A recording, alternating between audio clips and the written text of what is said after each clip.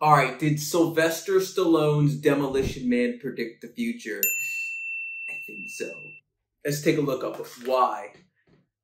Taking orders from AI, not thinking for oneself, no protection from the criminal element, using a machine for fun with a beautiful woman. I love Sandra Bullock.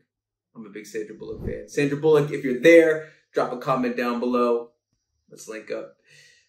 Being way too PC that you're singing show tunes, a man crying into a box about how sad he is, and a billionaire in the middle controlling everything.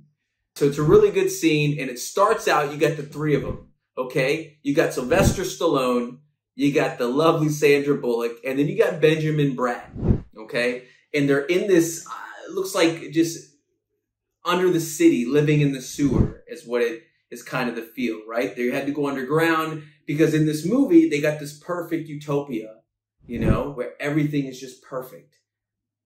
But if you want to live and live, you got to go down and you got to live within the sewers. All right, so they're down in the sewers and they're walking around and they spot this car.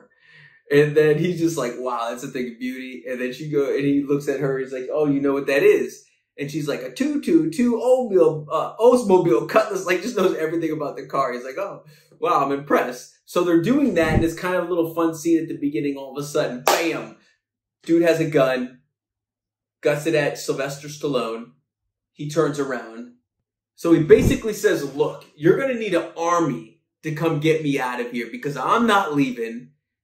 And I'm down here living the way I want to live because I don't want to live how they're living. And I don't want people telling me how I should be living my life on a certain aspect as long as you're not hurting anybody, right? So Sylvester Stallone says, I don't know who the hell you are, right? He's like, I don't know who you are, but I'm not here for you, basically. And then he goes into a really good monologue, just talking about the society, the way it is and the way he wants to live, where he's talking about having a steak. Do I want a T-bone? Do I want this? All right, so he jumps into this monologue. It's a really good monologue where he goes into how he wants to live and how he doesn't want to live.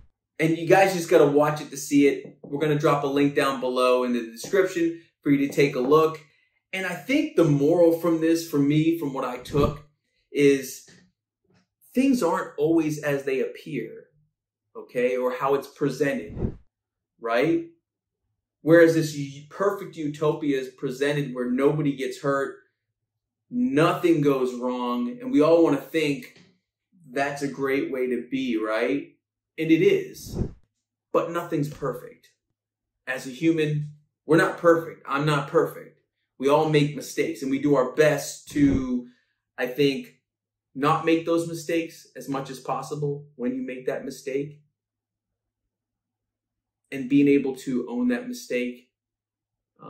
So to think that we can live in this perfect place where everything is taken away, right? There's no guns. People don't know self-defense and how to defend themselves. So therefore, somebody with a bad moral compass pretending to be good can manipulate and control everybody because they just listen to what is said, right?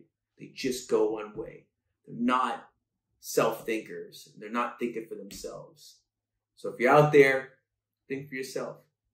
Watch the clip for yourself. You tell me. Maybe I'm wrong, but that's what I see in it. So hope you guys enjoyed. Make sure you like, subscribe. As always, drop a comment down below.